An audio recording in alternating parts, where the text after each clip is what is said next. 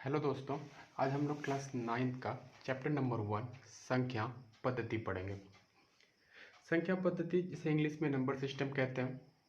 इसके हम क्वेश्चंस को डील करें उसके पहले हम इसके कुछ बेसिक कॉन्सेप्ट को जान लेते हैं, फिर इसमें आगे बढ़ेंगे। क्लास 8 में आप लोगों ने पढ़ा होगा संख्या रेखा, नंबर लाइन। उसके आगे बढ़ते हैं हम लोग। संख्याएं दो प्रकार की होती है, पहली वास्तविक संख्या, दूसरी काल्पनिक संख्या। काल्पनिक संख्या यानी कि इमेजिनरी नंबर हम क्लास 11th में पढ़ेंगे। अभी हमें सिर्फ रियल नंबर वास्तविक संख्या पढ़ना है। वास्तविक संख्या दो तरह की होती है, पहला परिमेय संख्या रैशनल नंबर, दूसरा अपरिमेय संख्या इरेशनल नंबर। परिमेय संख्या के फिर कुछ टाइप्स हैं, उसे देख लेते हैं। पूर्णांक संख्या, पहला पूर्णांक संख्या यानी कि नेचुरल नंबर, जिसे एन से डिनोट करते हैं। इसमें 1 2 3 से लेके अनंत तक यानी इन्फिनिटी तक। दूसरा पूर्ण संख्या। पूर्ण संख्या जब नेचुरल नंबर जैसे 1 2 3 इन्फिनिटी तक, उसमें अगर सिर्फ जीरो को ऐड कर देते हैं तो वो हो जाता है होल नंबर यानी कि पूर्ण संख्या। तीसरा पूर्णांक संख्या, जिसे जेड से डिनोट करते हैं, इसे इंटीजर नंबर भी कहते हैं। पूर्णांक होल नंबर पूर्ण संख्या में अगर हम नेगेटिव नंबर्स को भी ऐड कर लेते हैं तो ये हो जाता है पूर्णांक। और फिर होता है चौथा है भिन्न यानी कि फ्रैक्शन। तो जिस संख्या को p/q के रूप में लिखते हैं, जैसे कि एग्जाम्पल 1/2 2/3 4/7 0/1, ये फ्रैक्शन होगा। परिमेय संख्या को मैं परिभाषित कर देता हूँ थोड़ा सा। परिमेय संख्या वैसा नंबर, वैसा संख्या जिसे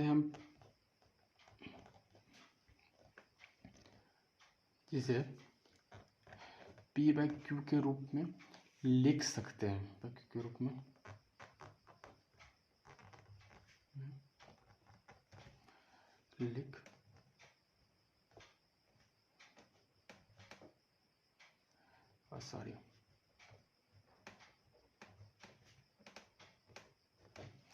लिख सकते हैं, पर q जो है कभी जीरो नहीं हो सकता।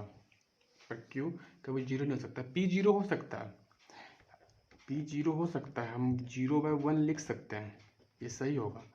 पर कभी भी हम 1/0 नहीं लिख सकते, ये गलत हो जाएगा। ठीक है।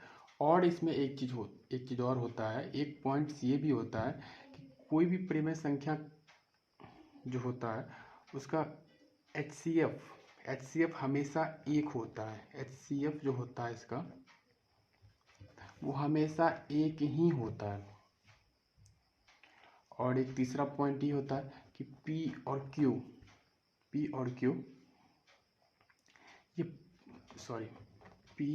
ऐसे लिखेंगे, ये पूर्णांक होता है। ठीक है। आइए अब इसके कुछ एग्जाम्पल्स को देख लेते हैं, उसके बाद चैप्टर्स में आगे बढ़ेंगे। ठीक है। इसका एग्जाम्पल्स, चैप्टर नंबर 9 का एग्जाम्पल, पहला एग्जाम्पल है, प्रत्येक पूर्ण संख्या एक प्राकृतिक संख्या होती है। पूछ रहा है कि प्रत्येक पूर्ण संख्या एक प्राकृतिक संख्या होती है क्या। तो हम लोग क्या है पहले देख लेते हैं, पूर्ण संख्या को लिख लेते हैं। पूर्ण संख्या होल नंबर,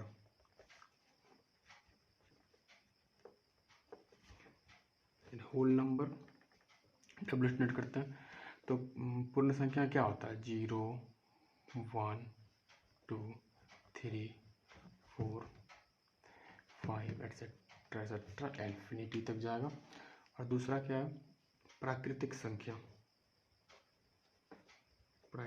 संख्या यानी कि नेचुरल नंबर में आप जैसे आप जानते हैं कि पूर्ण संख्या में 0 होता है, जबकि प्राकृतिक संख्या में 0 नहीं होता है। प्राकृतिक संख्या में सिर्फ 1 2 3 4 5 ये सब होगा, और कभी भी 0 नहीं आएगा।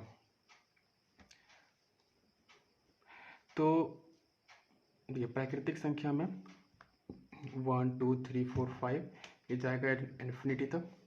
देखिए पूर्ण संख्या प्राकृतिक संख्या में देखिए 1 पूर्ण में भी 1 है, प्राकृतिक में भी 1 है, होल नंबर में भी 1 है, नेचुरल नंबर में भी 1 है, जैसे 2 भी है, 3 भी है, 4 भी है, 5 भी है, लेकिन 0 प्राकृतिक संख्या में नहीं है, 0 नेचुरल नंबर में नहीं है।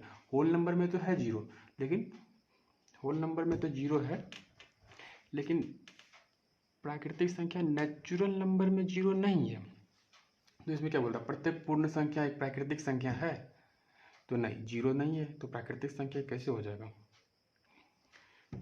अगर ये बोलता कि प्रत्येक प्राकृतिक संख्या एक पूर्ण संख्या है तब होता, पर जब अभी बोल रहा है कि पूर्ण संख्या प्राकृतिक संख्या है, तो नहीं, ऐसा नहीं, इसका आंसर होगा नहीं। ठीक है, आगे दूसरा एग्जांपल देखते हैं। प्रत्येक पूर्णांक एक परिमेय संख्या होती है। इसमें बोल रहा है प्रत्येक पूर्णांक एक परिमेय संख्या होती है। अब देखते हैं पूर्णांक संख्या किसे कहते हैं, पहले देख लेते हैं हम लोग। पूर्णांक संख्या एक बार लिख लेते हैं।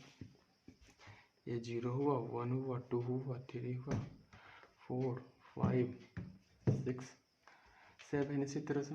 और इसका माइनस भी होगा, -1, -2, -3, -4। क्या ये क्या हुआ, पूर्णांक यानी इंटीजर नंबर, पूर्णांक।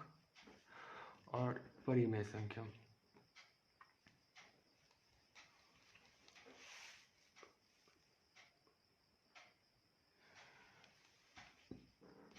परिमेय संख्या, परिमेय। आगे देखते हैं परिमेय संख्या में क्या है। परिमेय संख्या में तो ये भी है, -4 भी आ जाएगा, -3 भी आ जाएगा, -2 भी आ जाएगा, -1 भी, 0 भी, 1 भी, 2 भी, 3 भी, 4 भी, 5 भी, 6 भी यहाँ आएगा। देखिए पूर्णांक है, परिमेय भी है, पूर्णांक है, परिमेय भी है, पूर्णांक है, परिमेय भी है, पूर्णांक परिमेय यानी कि सब है। लेकिन परिमेय संख्या में 2/4 भी आता है, 3/5 भी आ जाएगा, 1/2 भी आ जाएगा, ये परिमेय संख्या। लेकिन ये पूर्णांक संख्या नहीं है, इसलिए प्रत्येक पूर्णांक संख्या एक परिमेय संख्या हो सकती है। ये सही है, ये स्टेटमेंट जो है, ये कथन जो है सही है कि प्रत्येक पूर्णांक संख्या एक परिमेय संख्या होती है। लेकिन अगर ये पूछ देता कि प्रत्येक परिमेय संख्या एक पूर्णांक होती है, तब नहीं होता। जैसे कि नेक्स्ट क्वेश्चन में है, प्रत्येक परिमेय संख्या एक पूर्णांक होती है, तब नहीं होगा भाई। देखिए परिमेय संख्या 2/4 है, क्या 2/4 पूर्णांक है? नहीं है, तो इसका नहीं होगा। अब हम एक्सरसाइज 1.1 के कुछ क्वेश्चंस को डील करते हैं। पहला क्वेश्चन है, क्या शून्य एक परिमेय संख्या है? तो हाँ, शून्य एक परिमेय संख्या है। अभी भी कुछ देर पहले भी आपने देखा था, एग्जाम्पल्स में देख लीजिए। शून्य को, 0 को मैं 0/1 के रूप में हम लिखे हैं, तो ये परिमेय संख्या है। ठीक है, क्वेश्चन में आगे बढ़ते हैं। तो बोलता है कि 0 एक परिमेय संख्या है। तो हाँ भाई, 0 एक परिमेय संख्या है। तो क्या इसे p/q के रूप में लिख सकते हैं? तो हाँ लिख सकते हैं, 0/1 इसको हम लिख सकते हैं। अब बोल रहा है जहाँ p और q दोनों पूर्णांक हो, तो देखिए 0 भी पूर्णांक है, 1 भी पूर्णांक है ना।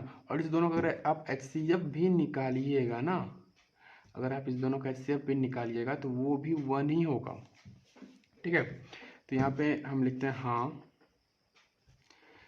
0/1, सॉरी ऐसे लिखिएगा, 0/1 एक परिमेय संख्या है, एक परिमेय संख्या है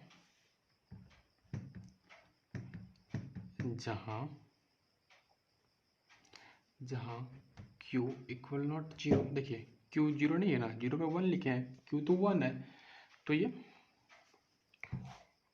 ये सॉरी 0/1, तो ये परिमेय संख्या है। ठीक है, आगे बढ़ता है। दूसरा क्वेश्चन बोलता है कि 3 और एक तरफ लिख लेते हैं 4, इसके बीच में बोल रहा है 6 नंबर को निकालने के लिए। ठीक है, इसके बीच का 6 नंबर को निकालने के लिए पहले तो हम इसको सिंपल फॉर्म में भी बना सकते हैं, 3.1, 3.2, 3.4, 3.5, 3.6, इस तरह से। लेकिन अगर हम इस तरह से करते हैं तो हो सकता है क्वेश्चंस में नंबर थोड़ा, एग्जाम्स में नंबर थोड़ा कम मिले। इसको हम बेसिक्स रूल्स के अकॉर्डिंग चलते हैं। इसका सिंपल सा रूल है, देखिए पहला नंबर लिख लेते हैं 3 और 4 को जोड़ दीजिए, सिंपल सा 3 और 4 को जोड़िए और 2 से डिवाइड कर दीजिए, तो 3 4 कितना हुआ 7/2। एक नंबर मिल गया 7/2। इसको 3.2 भी लिख सकते हैं, है कि नहीं, सॉरी 3.5 भी लिख सकते हैं, है ना। दूसरा नंबर देखिए, सेकेंड नंबर होगा, सेकेंड नंबर, अब देखिए, अब हमें इसको जोड़ के एक नंबर मिल गया। अब हमें क्या करना, ये जो नंबर मिला तीसरा नंबर, इसको या तो इसमें जोड़ के 2 से डिवाइड कर दें या इसको इसमें जोड़ के 2 से डिवाइड कर दें। तो हम इसमें जोड़ लेते हैं पहले 3 + 7/2 और इसको फिर 2 से डिवाइड कर देंगे, तो ये हो जाएगा 3 दूना 6 + 7/2/2, तो कितना हो गया 13 और 2 दूना 4, यानी कि ऊपर जाएगा 1/2 होगा, तो वो 2 मल्टीप्लाई होकर 4 हो जाएगा, ठीक है। अथवा फिर तीसरा नंबर, ये हमें दूसरा नंबर मिल गया, ठीक है, ये हमें दूसरा नंबर मिल गया। अब देखिए, अब जो हमें दूसरा नंबर मिला 13/4 जो मिला, अब हम चाहें थे इस दोनों को जोड़ के 2 से डिवाइड कर सकते हैं, इस दोनों को जोड़ के 2 से डिवाइड कर सकते हैं, इस दोनों को जोड़ के 2 से डिवाइड कर सकते हैं, इस दोनों को जोड़ के 2 से डिवाइड कर सकते हैं। तो हम क्या करते हैं, एक बार क्या करते हैं, जो 7/2 आया था ना, 7/2 को ही 4 में जोड़ के 2 से डिवाइड कर देते हैं, ठीक है। तो 7/2 + 4/2, तो देखिए पहले ऊपर वाला कर लेते हैं, इसका एलसीएम 2 होगा ऊपर वाले का, फिर 7 और 4 दूना 8 हो जाएगा ये, और फिर इधर नीचे क्या होगा 2, नीचे जब 2 होगा, अब देखिए 8 7 15 हुआ, 15/2 और 2, फिर ये हो जाएगा 15/4, ठीक है। ये तीसरा मिल गया। इस तरह से चौथा, पाँचवा, छठा, इस तरह से चौथा, पाँचवा, छठा, सारे नंबर्स निकाल सकते हैं। करोड़ों नंबर्स हैं, करोड़ों नंबर्स हैं, इन दो संख्या के बीच में करोड़ों नंबर से ख़त्म ही नहीं होंगे, इतने सारे नंबर्स हैं। आप निकालते जाइए, 2 से जोड़ते जाइए और जो दो संख्या को जोड़ते जाइए और डिवाइड करते जाइए, करोड़ों नंबर्स हैं, ठीक है, निकल जाएंगे। और फिर देखिए इसमें और क्या कर सकते हैं हम, और या ऐसे ऐसे भी कर सकते हैं 3/4, सॉरी 3.1, 3.2, 3.3, 3.4 ऐसे कर सकते हैं। इसे दूसरे तरीके से भी बना सकते हैं, जैसे कि 3 है, तो 3 को हम क्या करते हैं, 3 को अगर हम ऊपर भी 10 से और नीचे 1 करके भी 10 से गुना कर दें तो कोई दिक्कत, तो 30/10 हो जाएगा, ठीक है। और इसी तरह से अगर 40 को कर देंगे, सॉरी 4 को कर देंगे 10 और फिर नीचे भी 10 से गुना कर देंगे, कुछ नहीं तो 1 है, तो ये भी हो जाएगा 40/10 हो जाएगा, ठीक है। तो अब 40/10 हो गया, तो ऐसे भी लिख सकते हैं 31/10।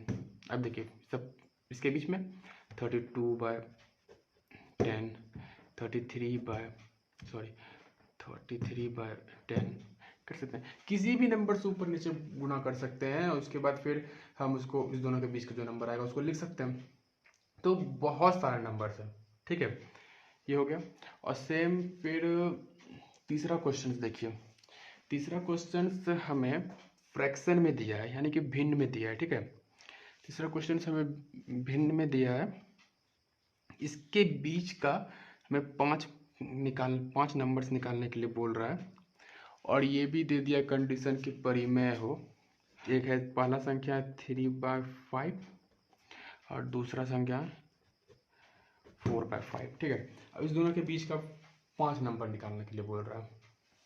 अब देखिए करना कुछ नहीं है, इसको दोनों तरीके से, या तो आप इस तरीके से बनाइए, दोनों नंबर को जोड़िए 2 से डिवाइड कर दीजिए, ठीक है, या तो आप दोनों नंबर को जोड़िए और 2 से डिवाइड कर दीजिए, और नहीं तो इस तरह से बनाते हैं। एक काम कीजिए, ऊपर नीचे क्या हम लोग क्या करते हैं 10 से गुना कर देते हैं, क्या कहते हैं आप, सही है, ठीक कर रहा हूँ ना मैं।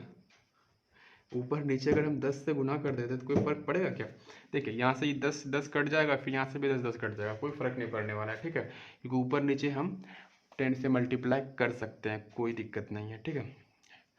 उसके बाद आगे देखिए 30/50 हो गया, और ये क्या होगा 40/50 हो गया। अब हम इसको आराम से लिख सकते हैं, देखिए 31/50, 32/50, 33/50, 34/50। तो हम किसी भी टर्म से इसको बना सकते हैं, ठीक है। इस तरह से 5 नंबर मांग रहा है, 10 नंबर मांग रहा है, 20 नंबर मांग रहा है, जितना नंबर मांग रहा है निकाल के दीजिए, निकाल के दीजिए, कोई प्रॉब्लम नहीं आना चाहिए अब, ठीक है। अब हम लोग अगला क्वेश्चन देखते हैं। 4 का पहला क्वेश्चन, 4 का पहला क्वेश्चन क्या बोलता है, आप लोग बुक में देखिएगा, ठीक है। आप लोग बुक में देखिएगा, चौथा का पहला क्वेश्चन क्या है। बोल रहा है प्राकृतिक संख्या, इसमें बोल रहा है सत्य सत्य को चुनने के लिए, ठीक है। आप लोग देख लीजिएगा बुक में क्या क्वेश्चन है, मैं पढ़ के सुना रहा हूँ। बोल रहा प्रत्येक प्राकृतिक संख्या एक पूर्ण संख्या होती है। बोल रहा प्राकृतिक संख्या, बोल रहा प्रत्येक प्राकृतिक संख्या एक पूर्ण संख्या होती है, ठीक है। अभी कुछ देर पहले हम लोग इस पर डिस्कशन कर चुके हैं। तो क्या क्वेश्चन है, प्रत्येक प्राकृतिक संख्या एक पूर्ण संख्या होती है। चौथा का पहला क्वेश्चन, प्रत्येक प्राकृतिक संख्या एक पूर्ण संख्या होती है। तो भाई लिख के देख लेते हैं ना, क्या जा रहा है इसमें इतना सा लिखने में, ठीक है। प्राकृत संख्या, ठीक है, प्राकृत संख्या, और नीचे लिख लेते हैं पूर्ण संख्या, ठीक है। प्राकृतिक संख्या को हम एन से डिनोट करते हैं, यानी इंग्लिश में नेचुरल होता है इसलिए एन से, और पूर्ण को डब्ल्यू से डिनोट करते हैं। तो प्राकृतिक संख्या में क्या सब आता है, 1 2 3 4 5, यानी कि इन्फिनिटी तक। और इसी 1 2 पूर्ण संख्या में क्या, इसी 1 2 3 4 5 में जब हम जीरो भी ले लेते हैं एक नंबर, तो ये हो गया पूर्ण संख्या। तो वही क्वेश्चन बोल रहा है कि प्रत्येक प्राकृतिक संख्या क्या एक पूर्ण संख्या होती है।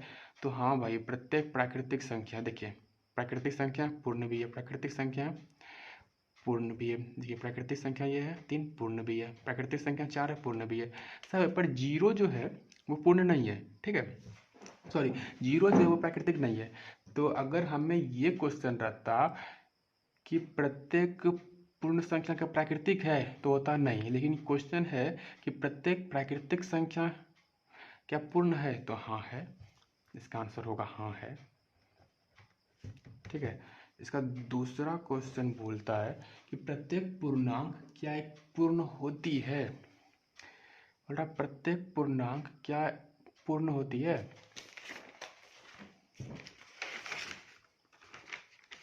इंटीजर नंबर का बात कर रहा है, ठीक है। बोल रहा है कि प्रत्येक इंटीजर नंबर क्या एक होल नंबर है, तो नहीं है, क्योंकि देखिए इंटीजर नंबर में नेगेटिव नंबर क्या आता है, क्या होल नंबर में नेगेटिव नंबर आता है, नहीं आता है। तो हम देख लेते हैं, इसको भी लिख लेते हैं, क्या जा रहा है, एन यानी कि सॉरी एन नहीं लिखेंगे ना, हम इसको लिख लेते हैं, पहला क्या है, प्रत्येक पूर्णांक ना,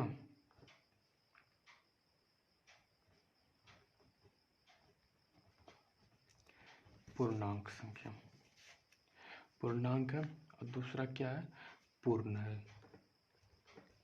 ये जो है पूर्णांक है, पूर्ण है, ठीक है। इसके आगे संख्या होगा, मैंने लिखा नहीं संख्या। पूर्णांक देखिए, पूर्णांक में क्या क्या आता है, 0 होता है, 1 होता है, 2 होता है, 3 होता है, 4 होता है, और माइनस के भी नंबर होते हैं, -1 होता है, -2 होता है, -3 होता है। और पूर्ण संख्या में क्या आता है, पूर्ण संख्या में सिर्फ 0 होता है, यहाँ पे 0 1 2 3 4 5 इसी होता है। तो क्वेश्चन क्या बोल रहा है, क्या प्रत्येक पूर्णांक एक पूर्ण है।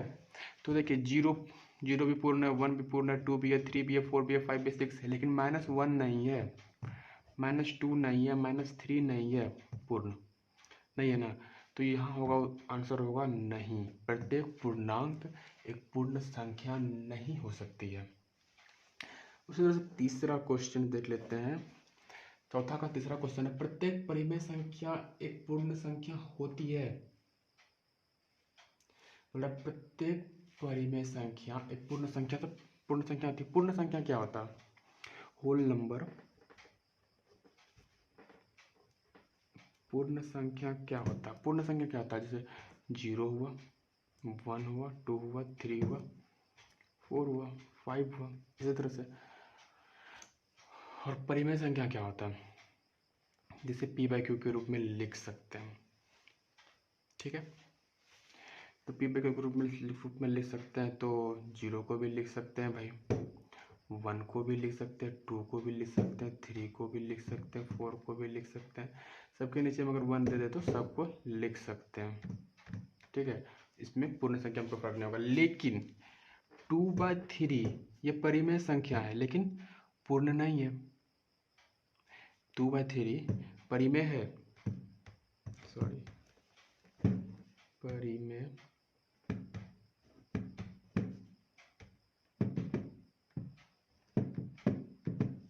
परिमेय है